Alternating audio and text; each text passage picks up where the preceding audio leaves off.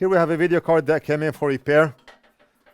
And this one is the XFX 7900 XTX magnetic air video card, where the fans, they snap onto the video card via magnet, right? What's wrong with the card? Why did the customer mail this over? Based on initial visual inspection, without even reading the ticket, I see a problem here, right there, and something going on under. I do have a similar donor card, not the magnetic air version, but I got it in case I need parts, and it looks like I'm gonna need parts, and they are exactly the same boards. Description: GPU stopped working. It can't be located when connected. Tried a local spot where they couldn't guarantee a fix. Made a bigger mess. I opened it up, and the BIOS switch is now slightly melted, and a chip above the HDMI port looks burnt. Please help. Okay, so let's see what's going on. This is the donor. This is the one that we're gonna use parts from. And we do see the switch is all messed up. Whether that matters or not, for now, for the time being. And look at this chip. The chip is burnt. And it looks like whoever tried to work on this card, and we can tell that somebody tried to work on this card because you see solder joints made by a 1-year-old kid, baby, infant. They attempted to remove the chip and they could not. And how do I know? Because the chip is still blown. It's still burned. Unless they replace the chip and the chip blew out again, that's possible.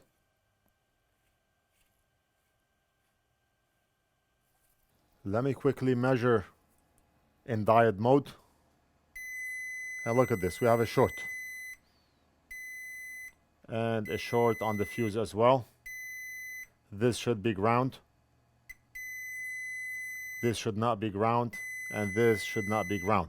And we can verify the measurements by looking at the donor.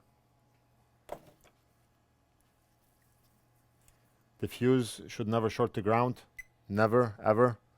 0.5 voltage drop. Same here. This one is ground. 0.5 and 0.521. It could be the blown chip itself is what's causing the short, but we're gonna have to find out. We can remove the chip and then we can measure for a short again.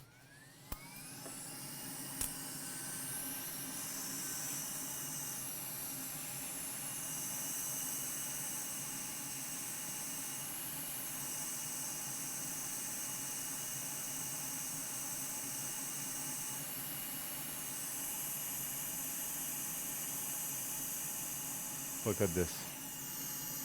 The chip looked like it's not even making a connection.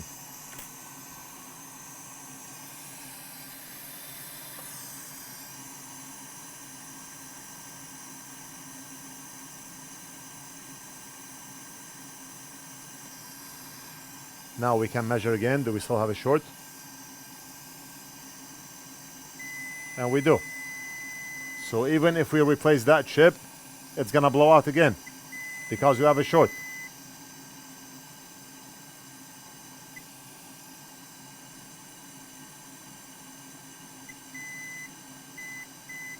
And the short is extending to here.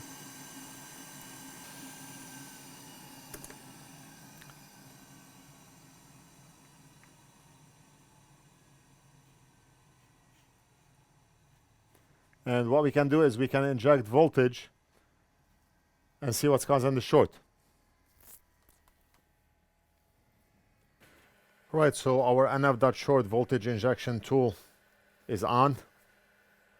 And the thermal camera is on also. And we're gonna inject voltage where we removed that chip from, the big pad. The one next to the fuse.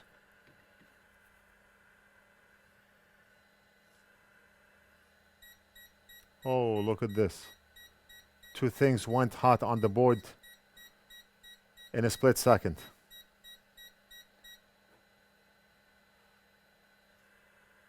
One more time.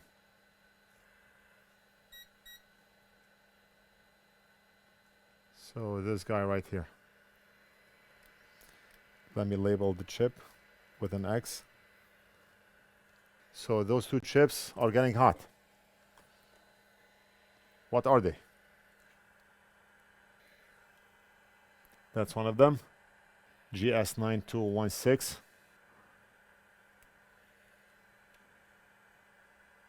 We also have another short on this GS9216.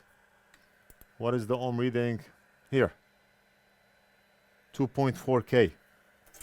Let me compare to the donor.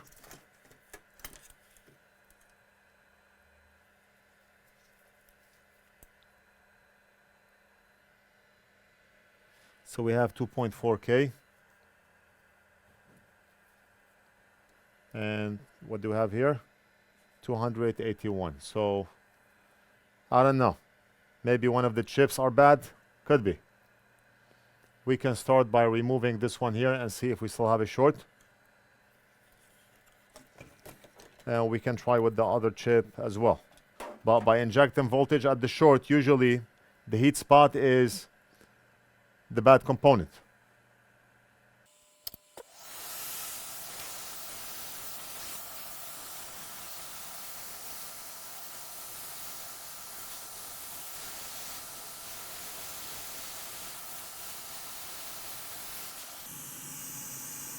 Let's put this on the side.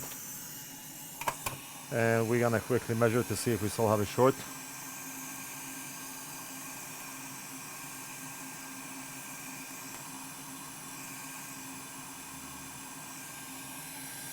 And we still have a short. Let's remove the other one.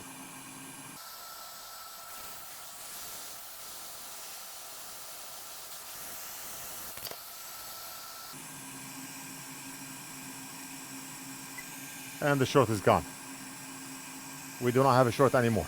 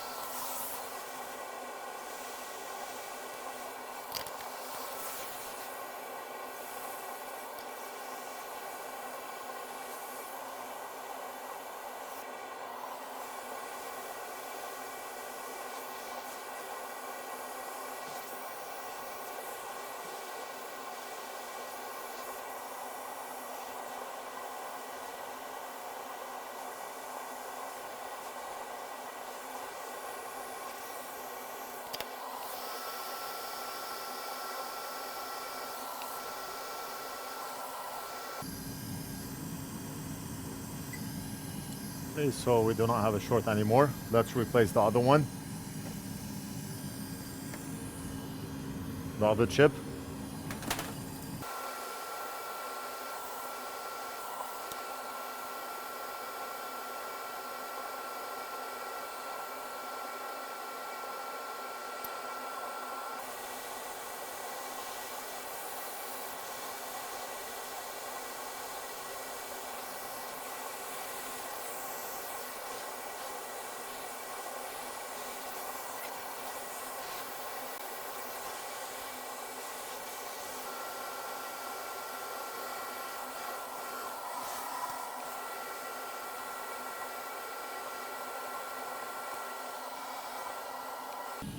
Right, and we're almost done. We just need to replace the blown chip also. And then we can leave the switch, the BIOS switch, until last.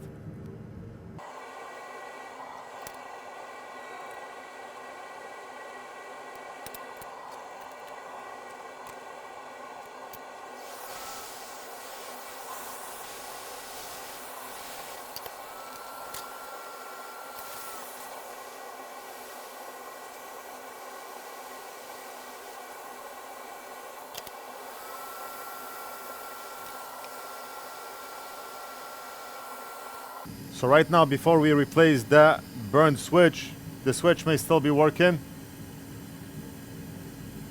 We can replace it, but let me just try the card. And I want to see an image. The 3 chips I replaced, we had to. All of them are important. But the switch right now does not really matter for the time being.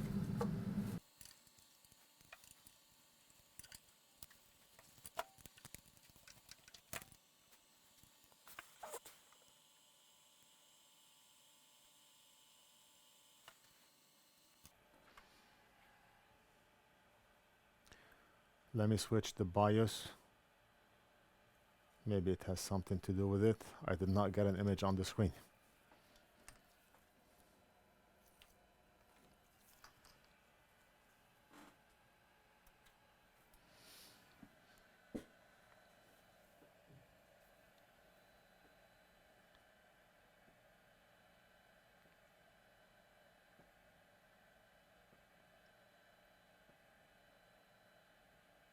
Yes, yes.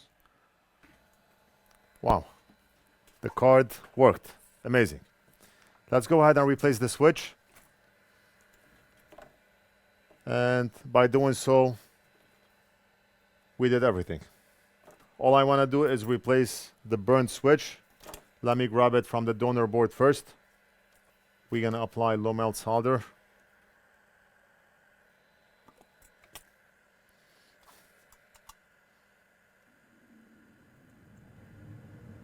See? Because low melt solder is magic. How many times do I need to mention that low melt solder is magic? The connector is already out. How would you have done this without low melt solder? Using hot air, right? But why expose the board to a lot of heat if you can do it with low melt solder? If you are in the same type of business or you are doing this as a hobby, the Flux, low melt solder, and all the tools that we use on our bench here, you can buy directly off our site. One-stop shop. Just log into NorthridgeFix.com, click on shop, add to cart, checkout, pay, and we almost always ship out same day. And for those of you who have purchased from us before, you know how fast we ship.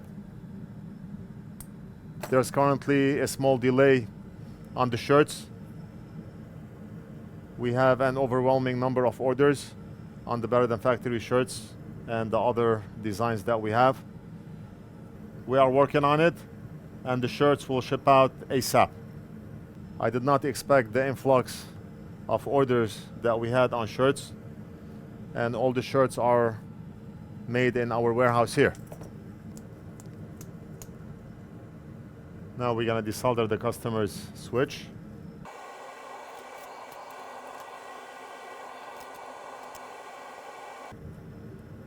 Just a tiny bit of low melt goes a long way. Look.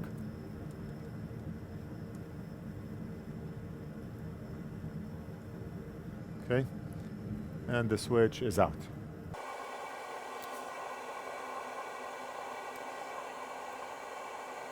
So I need to hold it from the bottom. We already have flux, but let's add some more. NF.flux white.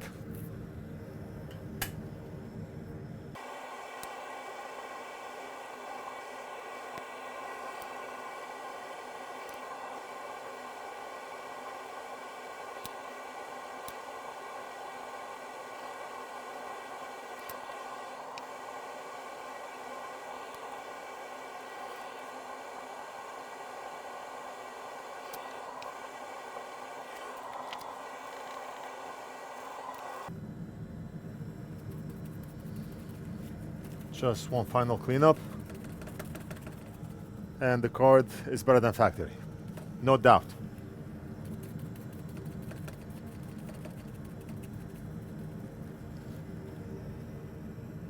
No doubt. Look at this. How can you tell this from factory? Well, if you look close enough, you can. You know how?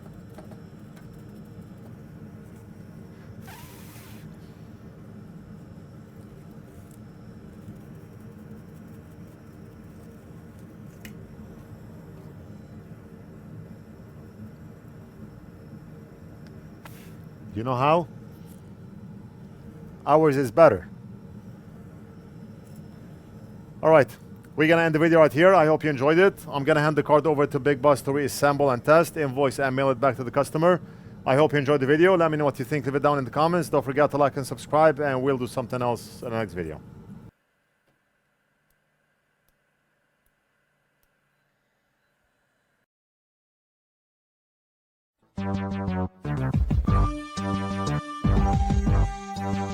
Better than factory.